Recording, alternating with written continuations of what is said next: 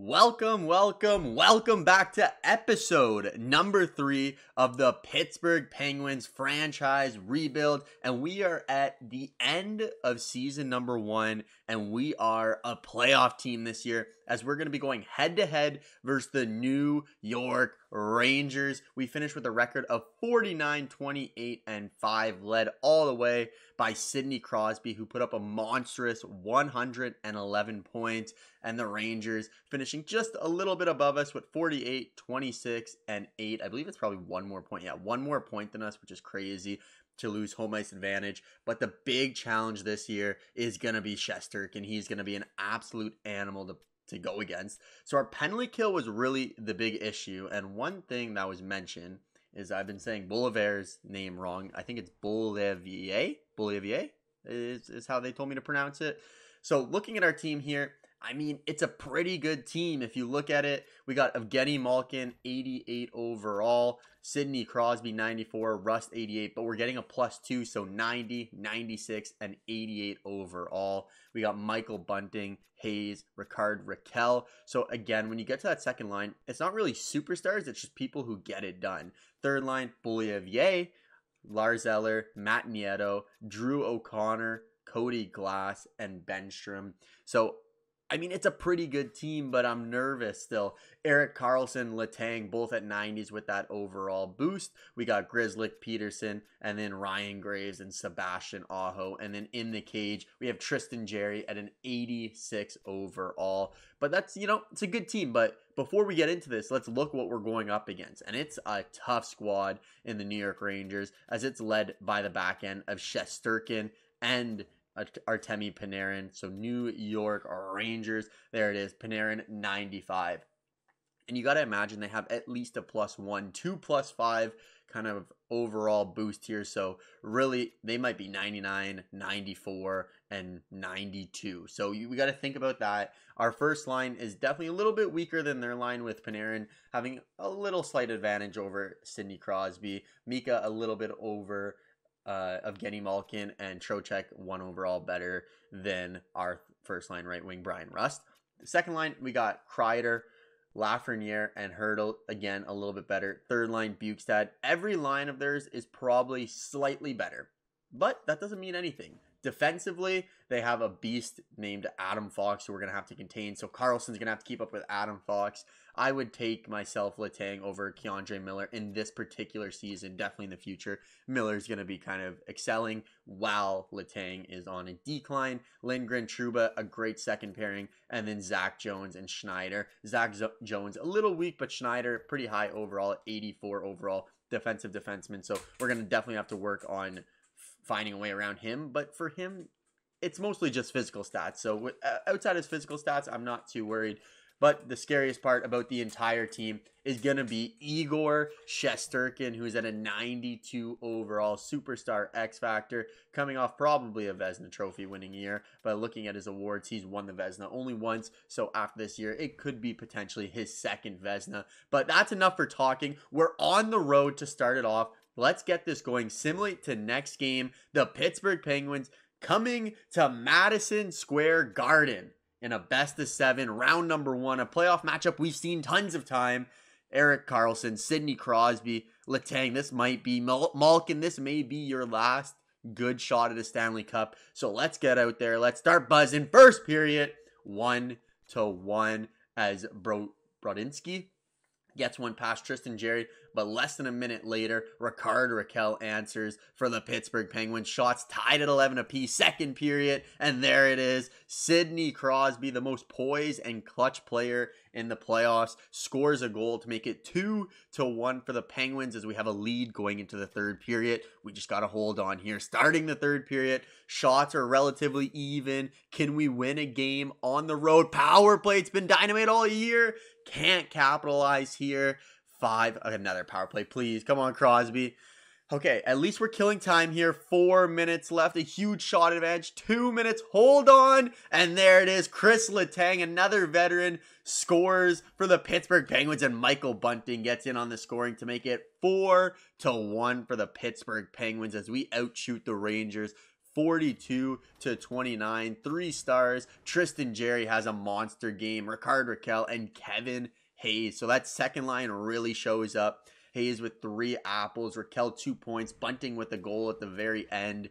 So I love to see that. A 1-0 series lead over a tough Rangers team. Let's just keep it going here. Simulate to next game. As we continue, we'll be on the road once again as... Oh, look at the stats there. We didn't even score. I guess some teams got shutouts there. But let's go. Whew.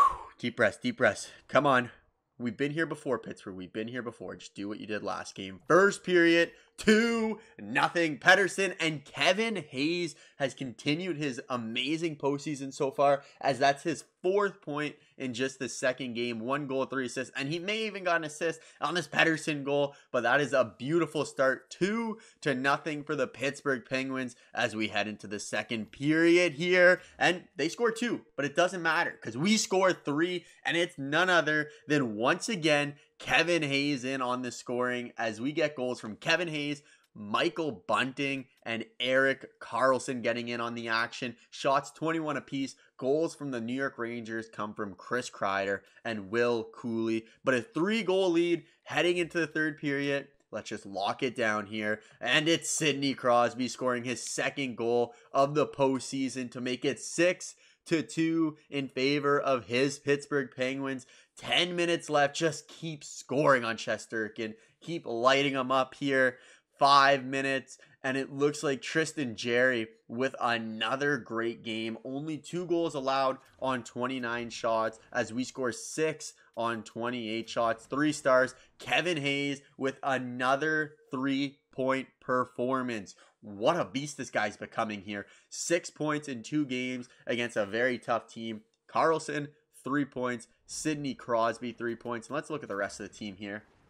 As we have Michael Bunting with 2, Raquel 2, Malkin gets on the board with an assist, Peterson gets a big goal, and that's about it. But, I mean, any minuses? Bolive? I can't pronounce his name. I'm just going to pretend like, I'm going to call him Big Bo. Big Bo from now on.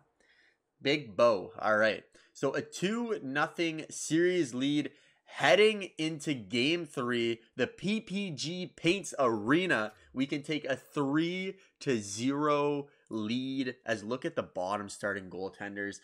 Tristan Jarry, a 9.48, 1.5 goals against average. Igor Shesterkin, 8.69, 4.51 goals against average. But at the end of the day, it doesn't matter because at any moment he can just get a shutout. But looking at the team leaders on the right side, neither team has been able to capitalize on a power play quite yet. Both shooting 100% penalty kill, which is good for us. Our penalty kill was terrible in the regular season. So in the offseason, if our penalty kill continues to dominate and show up, that works 100% fine for us. And we look in Kevin Hayes leading the way with 6 points. Lafreniere has 2 points in 2 games for the New York Rangers. Looking at the other series this here, as Edmonton's behind, Vegas is behind, Colorado up 2-1. Anything else? Washington on the verge of getting swept, just like in real life last year. Boston knotted up, and the Toronto Maple Leafs don't actually make the playoffs, which is hilarious. And then the point leaders, Erik Karlsson with 3 points in 2 games. Karlsson kind of doing well. There you go.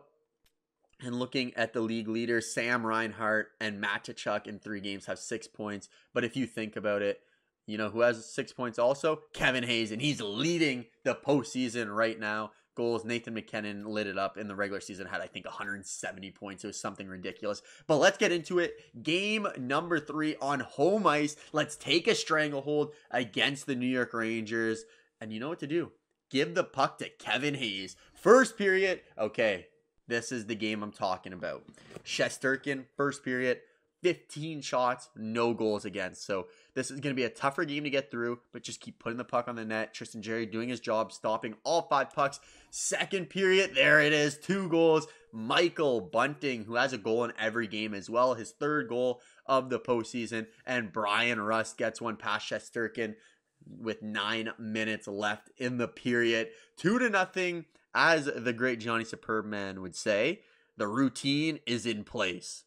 Up 2 goals, just hold on. Just hold on here. Third period underway. Shots 26-20 in favor of the home team.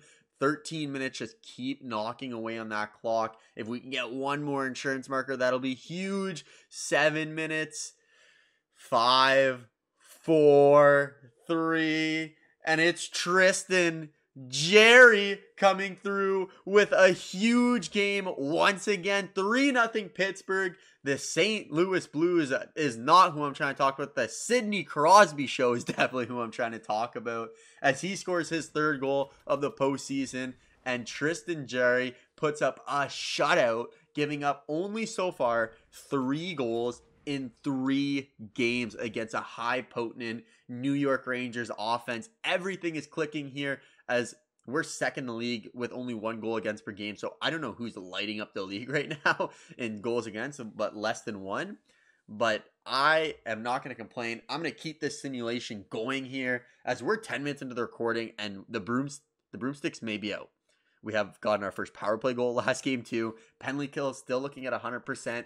Game 4, home ice. Let's put it away. Let's send our fans off into round number 2. And Michael Bunting scores his 4th goal of the postseason in the first 15 seconds of game number 4. That's going to get the crowd buzzing. Let's go. First period. Okay, it was going to happen eventually. Their offense was going to wake up. Tristan Jarry can't only allow 1 goal per game, as they scored 3 huge goals in 3 minutes. Chris Kreider, Philip Hedl, and Jimmy Vesey. But Kevin Hayes, who's been the story of this first round for us, gets another goal to make it 3-2 and cut the lead by 1, which is completely fine. Second period, 3-2. We have 30 shots after 2. That's crazy. But heading into third period, let's go. We just need to find the back of the net once to get the boys going. A huge penalty kill, 35 shots, and it's a veteran. Chris Letang breaks through on Igor Shesterkin, and now we have 5 minutes left. Can we steal game number 4 and send the Pittsburgh Penguins? Chris Kreider scores with 3 minutes left. Anyone can answer. Power play with 30 seconds. Unable to capitalize, as we fall in game number 4, 4-3 to the New York Rangers, as Kreider has a big game, 3 points. Bunting and Carlson lead the way for the Pittsburgh Penguins, but unfortunately not enough.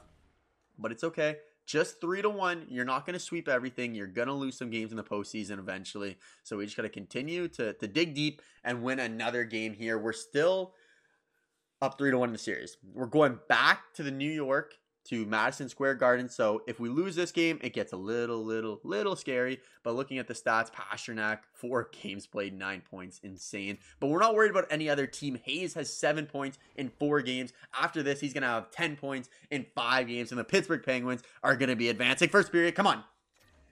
Chris Kreider's becoming a thorn in our side here. Shots 10-9 for the Penguins, but trailing 1-0. We are in New York, so we got to steal a game. We haven't lost in New York yet. Second period, the teams exchange goals, and Artemi Panarin scores his first goal of the postseason. Same with Evgeny Malkin. Shots again in favor of Pittsburgh, so we just need to find a way to close this game out. We're going to have to get 2 goals at least in this third period to win it. Let's do it. Third period. Penalty kill. Oh, Mika Zibanejad wakes up, his first goal, but Big Bo scores, and power play. Okay, we're only down by 1. Adam Fox. All their big guns have showed up. Zibby, Fox, Panarin, and Kreider. And that's going to happen with this team, but we still got time. 2 minutes left. Get one late. Okay. 3-2. We got a series.